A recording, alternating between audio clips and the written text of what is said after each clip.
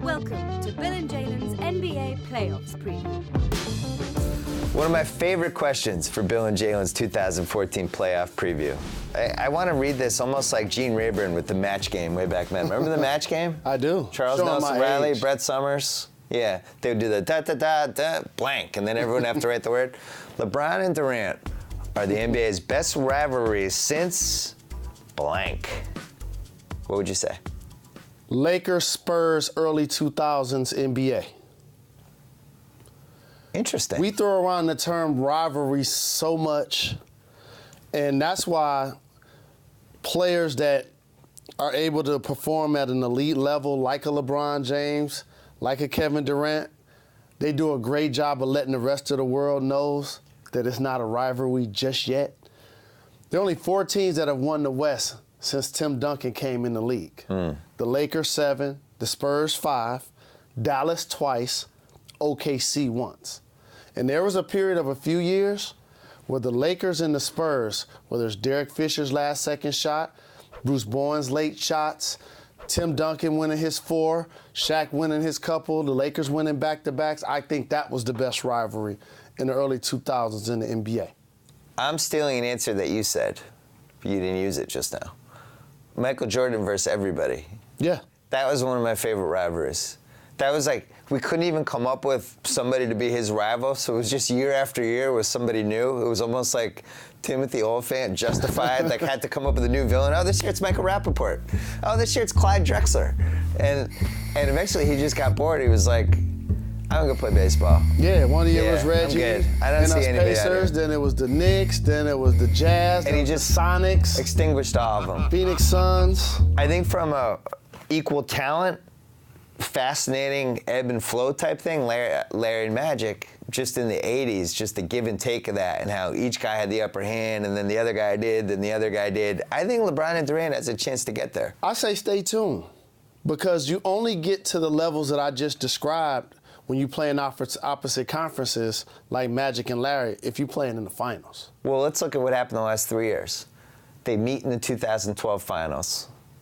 LeBron, just better series, turned it on, best player in the world. They go to the Olympics. LeBron's still the best player. Everybody knows. Last year, Durant steps it up. LeBron has another great season. Durant is the second best player now. Gives an interview and says, I'm tired of being second. This sucks. I don't like being second. I don't want to be second. Comes into the league, different guy, angry, pissed off, plays every game, takes his game to another level, averages 35 a game for 50 games. Best scoring stretch we've seen by anybody since Jordan. He's going to win the MVP. Now, if he finishes off with a title, now we have a rivalry. No. We don't have a rivalry if he wins a title? All of the things you just described are overall league accomplishments. When we're talking about rivalry, it's what you do against me.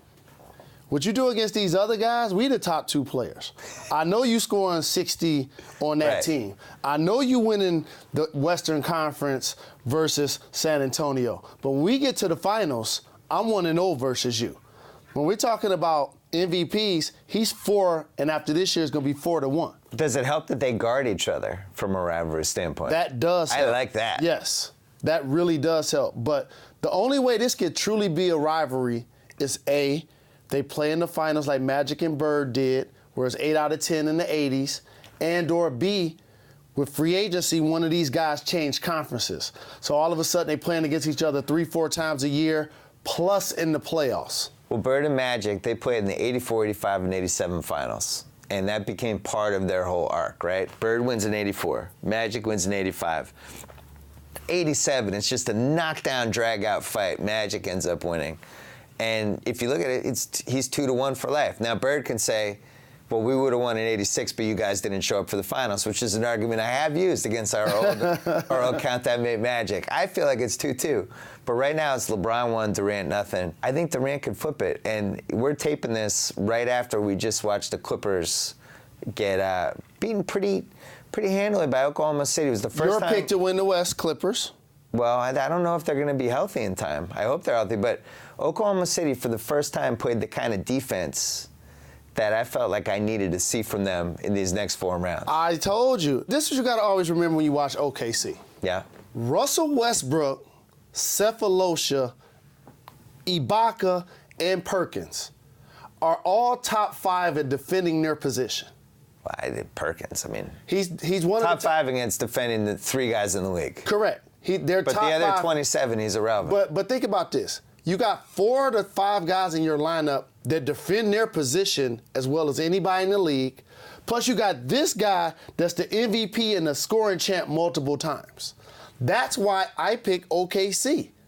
People always talk about what's going to happen with Russell Westbrook. They need his aggression. They need his burst, his change of pace. They need his attitude. They need another thing you didn't mention, his athleticism. Yes. Because in that Clipper game we're talking about, which is second to last week of the season, he had 2 rebounds in traffic. Tip dunk, that was crazy. Tip dunk, and then another one where, like, I don't know another guard in the league that gets those rebounds. Like, that's maybe Eric Bledsoe, but athletically, that guy is just on another plane. And we haven't seen it for 11 months, ever since Patrick Bernard, Carmel Pollard, Beverly took his knee at the score table. Now. Yeah.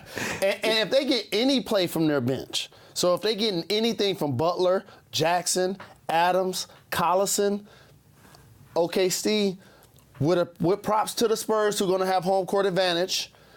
Here's the thing, though. You look at that Clippers game. The Clippers came very close to winning. They had Darren Collison playing crunch time because Jamal Crawford could not play. If you switch Jamal Crawford and Darren Collison, I think the Clippers can beat them in a series. Okay, they didn't get a third big. Well, they play did. Quality minutes. They did. It's just it turns out Big Baby Davis is not going to be helping them. They thought the whole season they were going to get that guy, and they just never got him. Don't be surprised if Big Baby Davis is released before the playoffs. I've been to a few games, and this is no inside information. Just me playing 20 straight years of basketball and seeing things a lot of people don't see. I've gone to a few of those games that he plays in. You didn't like the body language? Body language, doctor? Correct. When everybody else is running a play, I can tell when one guy isn't running a play. And a few times it's him. When somebody calls a timeout and everybody's hustling to the sideline to try to get a Gatorade, there's one guy that's kind of dragging behind pouting. When everybody's sitting in the huddle, I've seen one guy that's sitting on the scorer's table.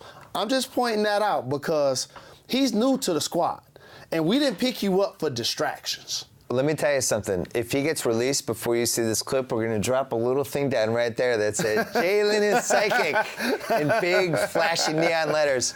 Anyway, LeBron and Durant, I'm just happy we're having the conversation. It's nice to have 2 great basketball players at the peak of their powers who play the same position. It would be very fun if they met in the finals.